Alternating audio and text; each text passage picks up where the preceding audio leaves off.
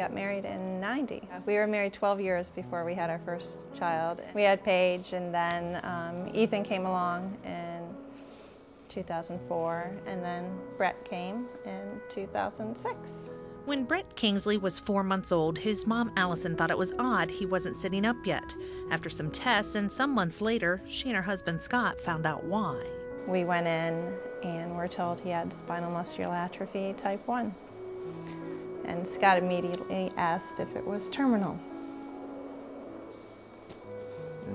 Eventually it does. It is terminal. But he's still here. Okay, buddy. They'd never even heard of SMA, but soon thrust themselves into finding out everything about it, including the shocker. Brett got the deadly disease from a gene they both carried. Their first 2 children had that same 1 in 4 chance of developing it too, but didn't. Just Brett got the deadly gene mix. I mean, what's the chances of that happening? I mean, not knowing there's that background in your family, and then you get to a point where you both have that recessive gene. It was kind of shocking. The bad gene that triggers SMA affects nerve growth and muscle development, why Brett is like a rag doll. And because his muscles are so weak, he can't swallow, cough, or spit, putting him at risk of suffocation. I'm going to section him too. His parents constantly have to keep his airway clean. A ventilator keeps him breathing. A feeding tube gives him nutrition. It's either this, a living room that looks more like a hospital bedside, or giving up and going to hospice care. The enormous effort for this precious boy is paying off. Brett's 3 now, and a year past the normal top life expectancy. I mean, I can't look at the statistics of, when, I just brush that aside, and sure Scott does too, and you just look at the hair now and go day to day. Day by day, Brett, broken body and all, is just as sharp mentally as any other 3-year-old. Brett's parents soak in every minute with him. Times are special, yeah. We just do things a little differently. I think that's where sometimes a professional experience helps with therapies. Because as a mom and dad, it's hard to think of what he can and cannot do, and then if you get little things in front of them and trying things, that's the challenge. And he can do this.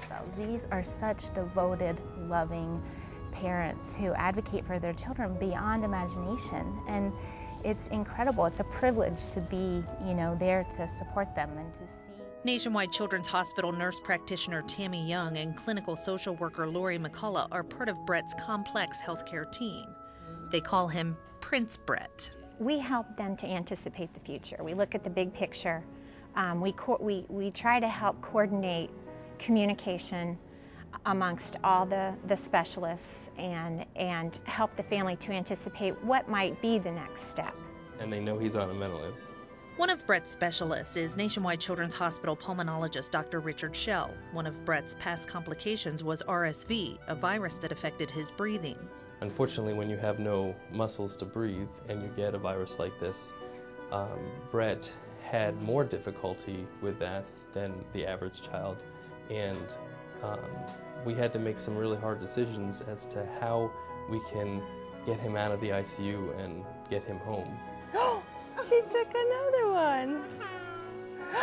She took the other one. Home is a happy place, lots of smiles. Every day Brett is here is a good day. I don't have a life expectancy for Brett. Obviously, his life expectancy is less than a normal child, but we have every hope that with supporting him and treating what things come our way when we need to treat it, that he can survive for a long period of time. I could get you too. Get you too. It's a long journey, and everybody's had their contribution along the way.